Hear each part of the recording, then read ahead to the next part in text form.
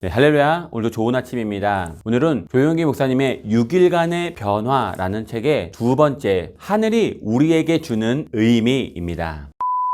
둘째 날 하나님께서는 아름다운 하늘을 지으셨습니다. 우리에게 하늘이 있다는 것은 참으로 고마운 일입니다. 하늘은 어머니처럼 지구를 품고 있습니다. 하늘이 없으면 지구는 존재할 수 없습니다. 하늘은 자연의 조화를 통해 지구상에 있는 생명을 유지시키기 때문입니다. 그렇다면 둘째 날에 하나님께서 창조하신 하늘이 우리에게 주는 영적인 의미는 무엇일까요? 하늘은 우리에게 비를 내려줍니다. 비를 내려주어야 땅이 열매를 맺습니다. 몽골에 가면 어마어마한 사막을 보고 놀랍니다. 비행기를 타고 가면 끝없는 모래 벌판입니다. 비가 오지 않기 때문에 땅이 사막화되어 버린 것입니다. 그곳에는 아무것도 자라지 못하고 생명체도 존재하지 못합니다. 이처럼 비가 하늘에서 내리지 않는다면 이 세상에는 아무 생명도 살아갈 수 없습니다. 또 하늘은 대기층으로 둘러싸여 있기 때문에 우리가 숨을 쉴 수 있습니다. 높은 산에 올라가면 대기층이 얇아지고 산소가 부족해져서 숨을 쉴 수 없는 병이 있는데 그것을 고산병이라고 합니다. 대기가 지구를 둘러싸고 있는 곳에 산소가 있기 때문에 우리가 숨을 쉬며 살 수 있습니다. 또한 하늘은 우리에게 언제나 아름다운 꿈을 줍니다. 어떤 감방에 죄수 두 사람이 있는데 한 사람은 항상 땅을 보고 비가 오면 진흙탕이 되고 날이 맑으면 먼지가 나는 땅을 보니 내 인생과 같다. 저 땅처럼 내 인생도 진흙탕이고 말라빠진 먼지투성이다 라며 자신을 비난했습니다. 다른 한 사람은 같은 감방에 있으면서도 창사를 통해 하늘을 쳐다보았습니다.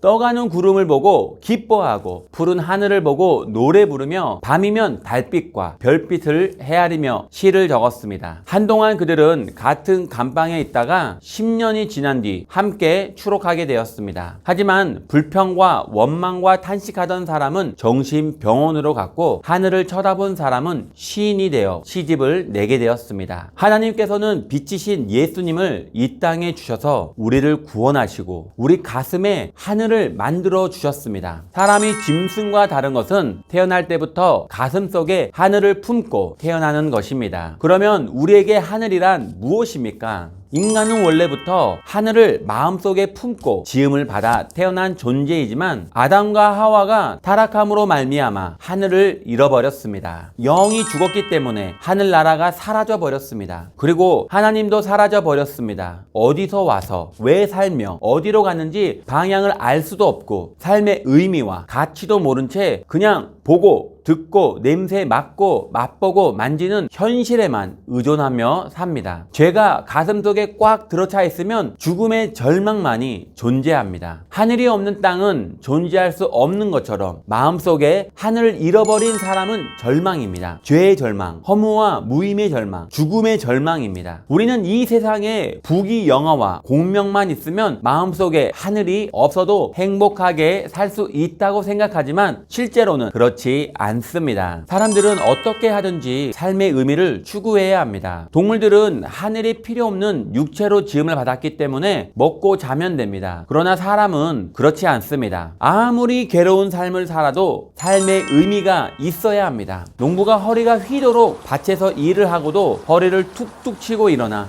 인생이 무엇이냐? 내가 이렇게 살아서 무엇하냐? 인생은 왜 사는가? 라며 질문합니다. 이처럼 삶의 의미를 잃어버린 인간은 존재할 가치를 상실해 버립니다. 그런데 우리 가슴속에 잃어버린 하늘을 하나님이 다시 창조하셔서 우리가 삶의 의미를 되찾도록 하신 것입니다. 우리 가슴에 새 하늘을 창조하셔서 왜 살고 어디로 가는지 삶의 의미를 발견하게 되었습니다. 오늘도 삶의 의미를 깨닫고 승리하는 복된 하루가 되시기를 예수 그리스도의 이름으로 축원드립니다.